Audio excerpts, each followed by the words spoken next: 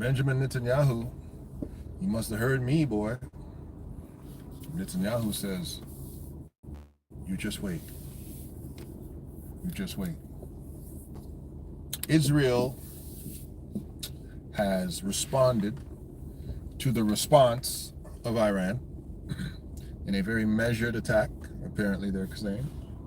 Now, this chess match of hey, let me tell you where I'm going to shoot at attacks, these kind of low-level retaliation attacks, ultimately are going to backfire.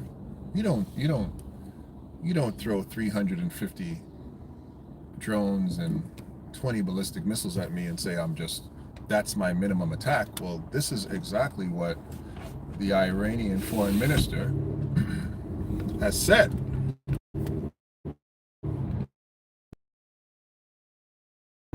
Interview, the Iranian foreign minister said, listen, what we did is simply the bare minimum. And if Israel wants to be adventurous, we will, and attack and respond, we will show you our maximum.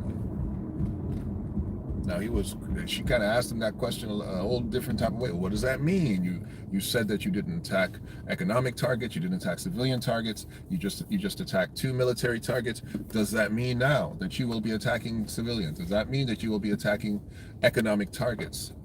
She also asked the question, will you also attack, will your attacks be focused on areas of American occupation? And he said straight up, if you standing there, if you standing in the way, then you're standing in the way. We're not aiming at you. But if you're standing in the way, you're standing in the way. This is Del K. Brereton. This is the real spiel to all the Cyclopses that are in the building. I'd like to big up to everybody who comes and supports the spiel, the Shiloh Institute, breaking down things that other people just don't feel like touching.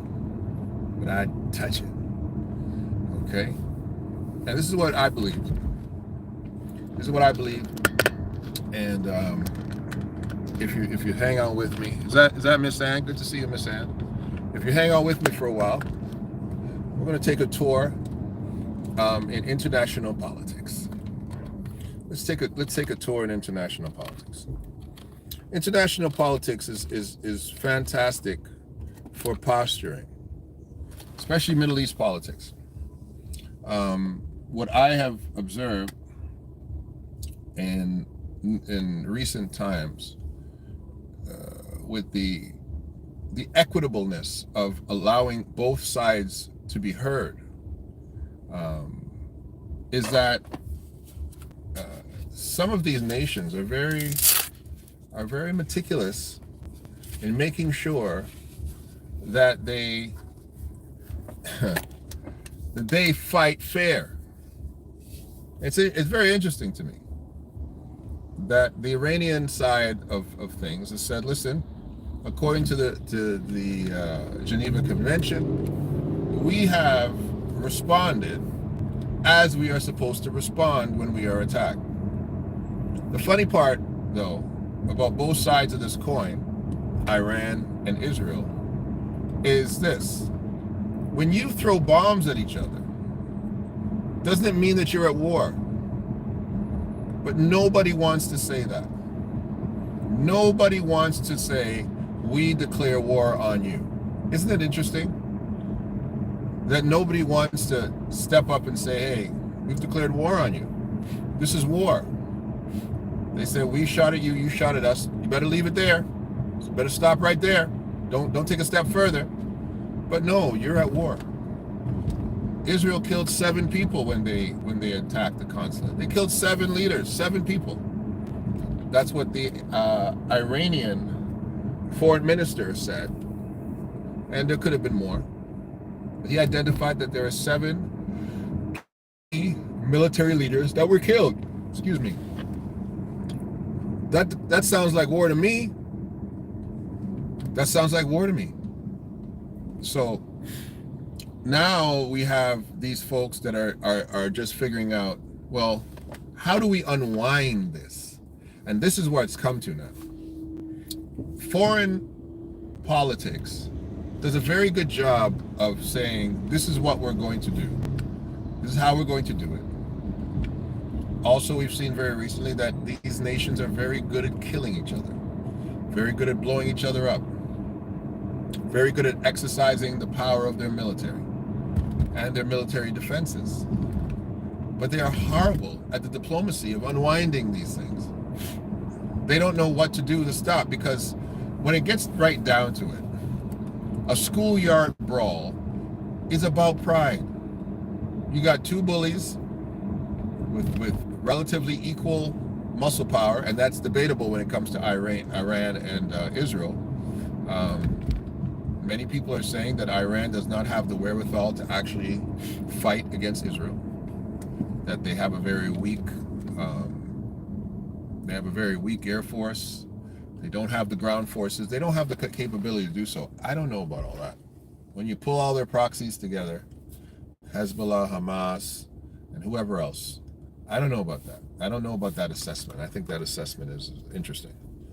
And then Israel is very careful not to strike anywhere that they know Iran has nuclear facilities. Now, what kind of war is this? What kind of war is it when you're saying we're gonna hit you? We're just gonna hit you in the areas where it doesn't hurt. Okay? Are you ready? Tense yourself. I'm just gonna punch you. I'm gonna punch you in the shoulder. What kind of war is this? But it is war. And so, if your intention isn't to actually have war, why don't you sit down and have a conversation? This is silly. If your intention is really to have war, go at it. Go at it. Go have war. But all of these measured responses, we're going to do this, but we're not going to do that. It's very interesting. Israel did not have a measured response with Palestine. They wiped the place out. Not a measured response at all.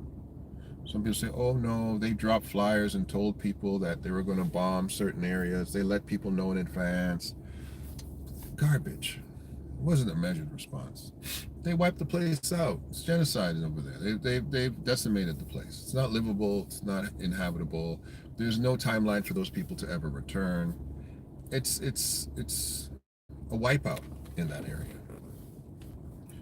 So what is now the solution of unwinding this now when you have the two biggest bullies in the Middle East, really, militarily, Iran and Israel, who are having a showdown, and Iran has said that their response is going to be swift and it's going to be at the maximum. You can expect over the weekend, unless something happens drastically, that Iran is going to go, excuse the pun, ballistic in an attack against Israel.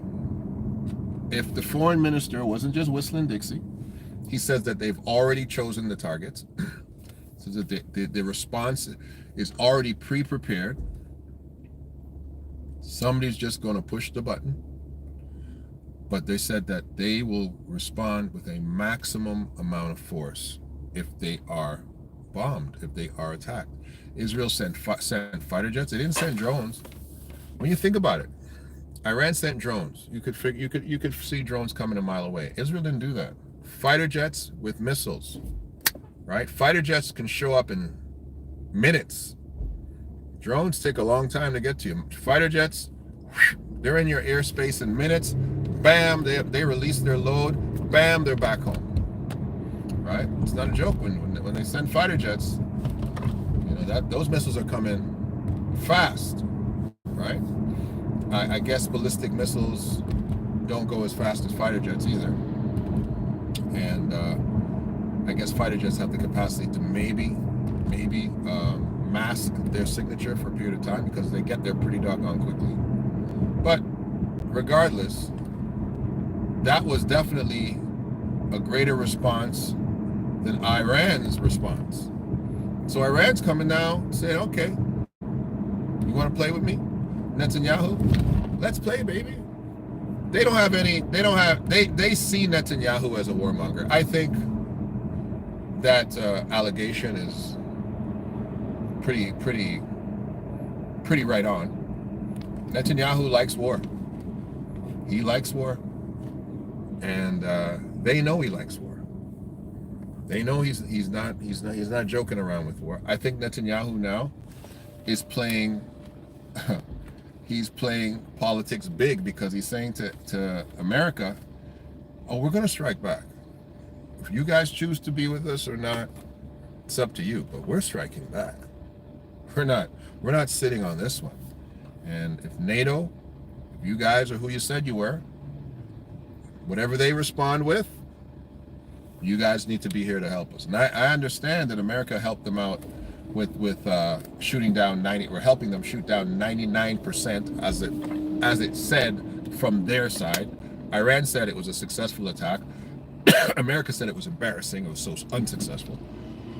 However, if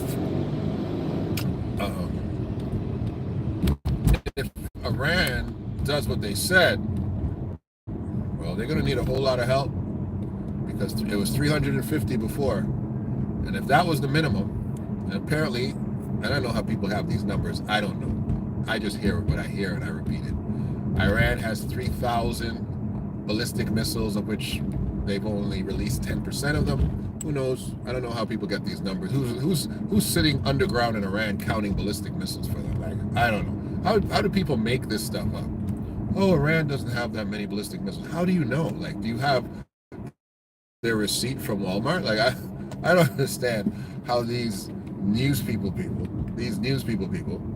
okay, these so-called journalists have this information. I don't know, but I can't see that nation having simply 3,000 ballistic missiles. I don't see that.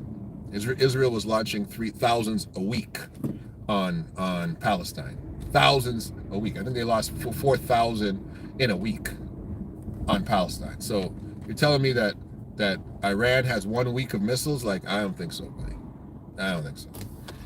I think there's a whole lot more sitting down there in that underground waiting to come up, and that's why everybody and their mama is afraid of Iran's response right now. People are not playing with Iran. They're not joking around. And then all this comes out, and the Ukrainians are like, well, how come you're helping them and you're helping us? Because, bro, you're fighting Russia. Ain't nobody trying to play with Russia.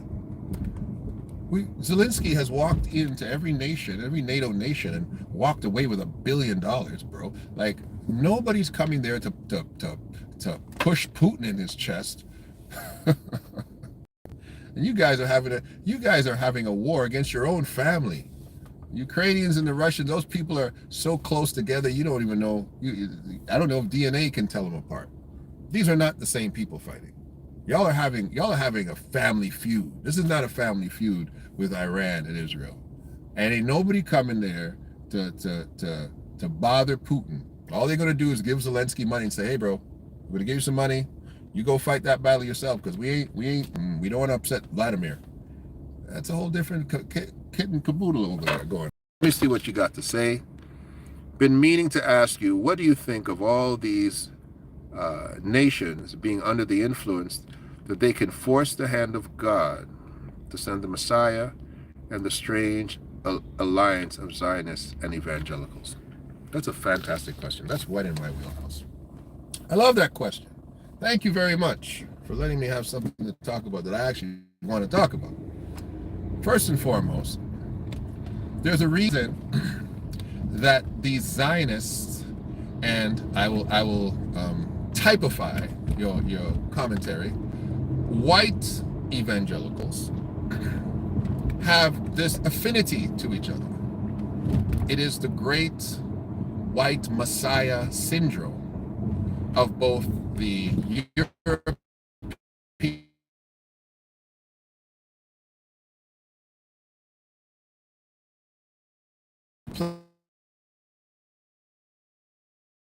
plantation owner, that old southern slave holder, who just believed that his Messiah Messiah was a white, and if an American Southerner can't find a way to turn God into a white man, he is quite happy that these Polish, Czechoslovakian, and Russian Jews, and then we have now individuals who come from the same part of the world who believe he wasn't a Jew, but they also believe that they're the promised people. They are the people of the book. And the evangelical says, well, you guys kind of look like us. Absolutely. We're all people of the book, aren't we? Yes, we are. And so this is the affinity that the evangelical has with the Zionists. In order to have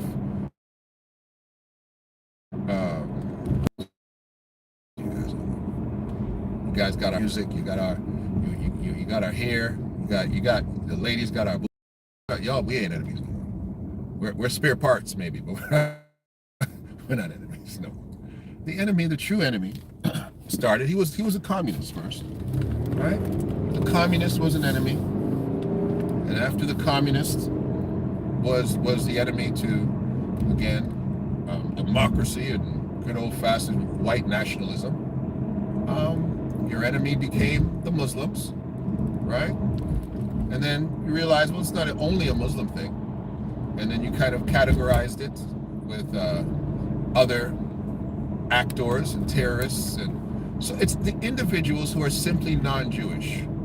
The non-Jewish, I think it's the area that I'm going in. I've changed direction, so I'm going in a different area to get home. So I avoid this bad cellular area. I think it's my direction. As I repeat myself, that the new enemy has become the Muslim. The new enemy has become the Muslim who doesn't have oil, because we can't make enemies out of those people. They're going to help us get rich. This is the white conservative mind. But this new enemy is the Muslim. Is the Muslim who has the capacity to self-actualize, that he's not afraid of us, that he has his own weapons, that he has his own weapons of mass destruction, right? We don't like, let me stop saying we, because I'm not really talking about myself. I'm talking about the Westerner, the nationalistic Westerner who's never liked foreign powers that have as much power as them. That's why you wanted to control Iraq. That's why you wanted to control Iran. You got scared for a minute. You got scared even of Africa for a minute, right? You had to kill a couple of guys who were trying to rise up there and say that they wanted their own independence. But now you know the African is for sale. You just got to offer them enough money, enough fake money, they'll be fine. It's crazy how they can be for sale. I'm not gonna go down that path, but it's crazy that people who can sit on an unlimited amount of gold and diamonds and minerals can actually be like, well, give us American dollars instead. You are sitting on mountains of trillions and zillions and Googles of money, and you can still be bribed by because we're very willing to sell ourselves out. But you can't pay off those Middle Easterners, those nationalistic Middle Easterners, those Muslims who remember that they controlled the world, those individuals who actually know their history. You can't buy those guys out. And so you're terrified of them. You don't like them at all, right? And you need to control the narrative, but the narrative cannot be controlled anymore. And so these wars are coming up because the allegation of Islam that you used to call the white man used to call radical Islam, the allegation is they are fighting the great Satan, who is America. The great Satan, the wickedest nation that has ever been, worse than Rome, worse than Genghis Khan. You're the evilest generation, you're the evilest nation that's ever been. And they call you the great Satan for real, because it's true. It's really true. Stuff that y'all have done. The blood on your hands, oh my goodness. The blood on America's hands, oh my goodness. So these wars now are as a result of independent nations who have now lifted themselves up and said, we're not taking this anymore. We're going to fight back. We're not going to let your little proxy in the Middle East pretend that it's going to run us. You're not going to run us. And understand this. When people want to pick a fight with Israel, understand who they're picking a fight with. They're not picking a fight, first of all, they're not picking a fight with the average Jew. They're picking a fight with the Zionist. That's who they're picking a fight with. They're not picking a fight with the Ethiopian Jew, the black Jew. They're not picking a fight with those guys. They have no issue with those guys, in fact. They're not picking a fight with Yetzel and her husband and her children. They're not picking a fight with those people. They're picking a fight with the Zionists. And why are they picking a fight with the Zionists? Understand their agenda. Understand their agenda. And it's an evil agenda. It's period. It's an evil agenda. And it's no different than Hitler's agenda. They're very close. And a lot of them were walking right there with Adolf back in the day. It's not a good agenda. And when you can put the Zionist agenda next to the evangelical agenda and say they have the same agenda, you should be terrified. You should be terrified. When I can say that a white evangelical in America and a Zionist are pretty much the same ideology, you should be doggone terrified. And that's why. And these are the people who have enough awareness to stand up and say, we can't let these people be in charge. We can't. Look what they do when they're in charge. You see, the black American, I don't know who wrote that particular comment, but the black American, unfortunately, does not even wake up to what is actually taking place in their lives. They don't wake up. We are so look what Rick Ross is running around doing right now. Rick Ross is running around showing everybody his house, showing everybody how much cars he has, showing everybody how much his boats and talking about his next show.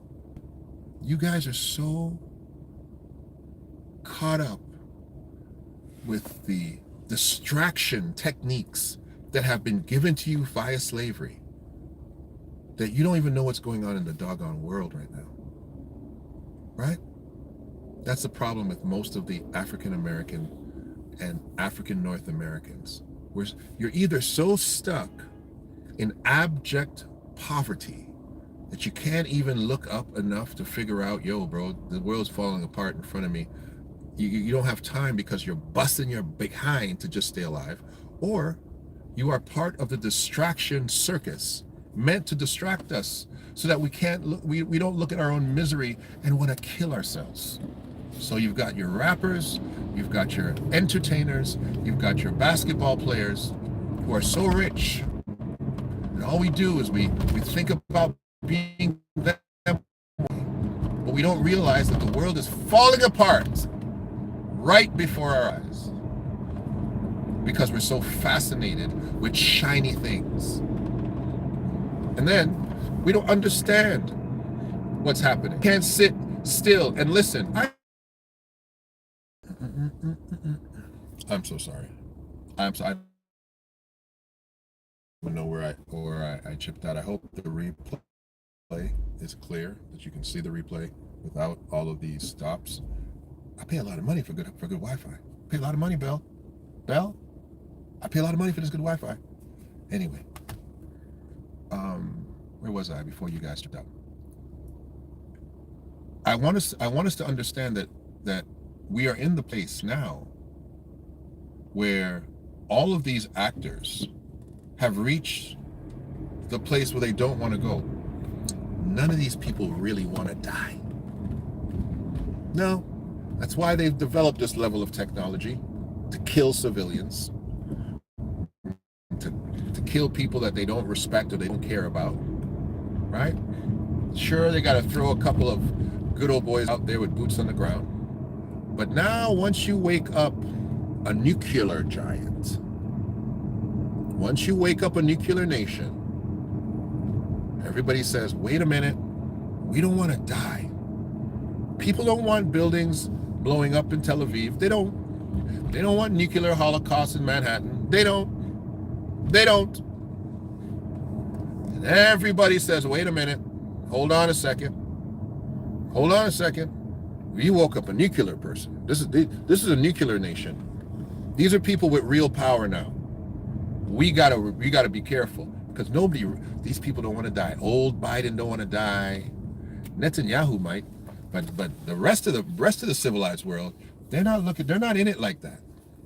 I think Netanyahu is like a real zealot, like a guy who will potentially give his life. I see Netanyahu out there at war sites. Like, I think Netanyahu is one of these guys that's like, hey, I'm willing to die for this. I think he's that guy, honestly.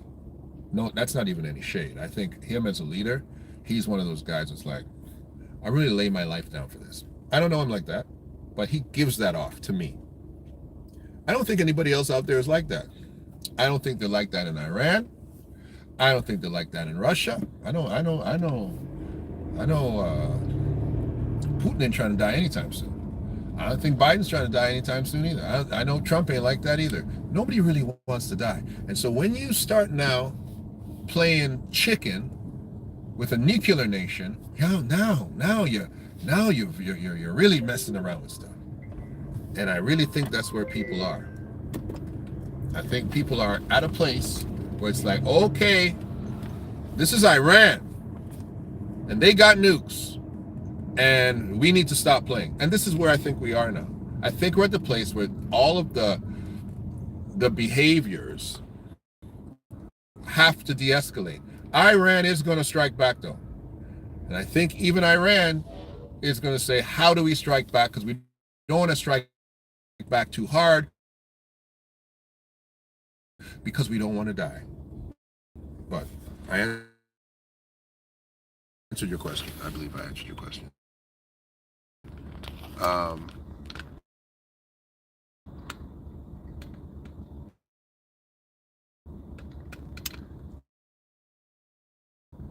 How's the advice? So you like now? Friend, where are you? Where's your instantaneous response? Netanyahu, I recant. I take it back. I didn't think you had the gumption in you. I didn't think you had it in you to respond, big fella. I knew that America wasn't going to help you. I saw you pick up the phone. I saw you in the spirit pick up the phone and call Biden. Biden said, I ain't going to help you. So I don't know what you plan to do, but I ain't going to be there. And you said, we're striking back. Well, good for you. Absolutely. But now, it's not a joke no more. Because you're playing with somebody who's got the same level. I'm back again. I'm out. Okay? Listen. Netanyahu, you're having your champagne moments. And drop and give me 50. Del K. Brereton, this is the real Shiloh Institute. Stand up.